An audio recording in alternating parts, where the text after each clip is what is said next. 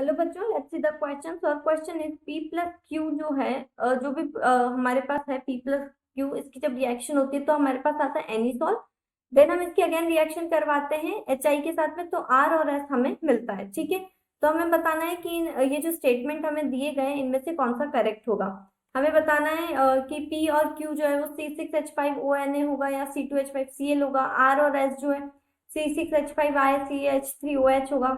Are और S C6H5OH और NCH3I होगा, या फिर PQ जो होगा C6H5Cl और CH3ONa होगा। ठीक है, तो देखो सबसे पहले हम देख लेते हैं एनिसोल होता क्या है।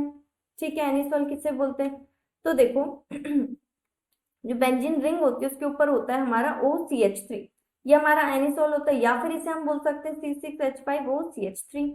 ठीक है, ये एक तरह का ईथर ही होता है, क्योंकि एक ऑक्सीजन इधर लगा होता है, उसके साइड में जो दोनों होते हैं, दोनों जो चेन लगी होती है वो एल्काइल चेन होती है, इस वजह से। ठीक है, एंड यहाँ पे एरिल एरिल एल्काइल चेन होती है।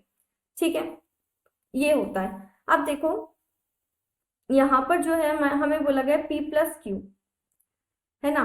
तो अगर हम लेते हैं P जो है, अगर हमने लिया है यहाँ पर C6H5ONa हम लेते हैं, और जो हमारा Q है वो हम लेते हैं CH3I। ठीक है, अब ये जो है ये तो हमारा नेगेटिव की तरह बिहेव करेगा, ये पॉजिटिव की तरह, क्योंकि C6H5O जो है हमारा न्यूक्लियोफिलिक नेचर शो करेगा। अब CH3 जो है वो पॉजिटिव और I जो है नेगेटिव की तरह शो करता है। ठीक है, अब ये जो है ये इसके ऊपर जब अटैक करेगा तो यहाँ से एक तो Na प्लस जो होगा वो तो निकल जाएगा आई के साथ, और C6H5O जो है ये CH3 के साथ आ जाएगा। तो ये इस तरह से आ जाएगा C6H5O CH3, एंड यहाँ पर हमारे पास आ जाएगा NaI। ठीक है, अब C6H5O जो होगा OCH3 जो होगा ये हमारा रिएक्ट करता है किससे, HI के साथ में।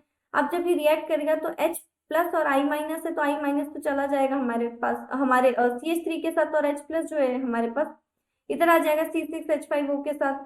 तो C6H5OH, यानी कि ये क्या होता है, फिनॉल होता है। C6H5OH जो होता है, ये देखो बेंजीन रिंग है, उसके ऊपर क्या लगा है, OH लगा हुआ है। ठीक है, एंड यहाँ पे CH3I यानी कि मेथिल आयोडाइड होता है ये।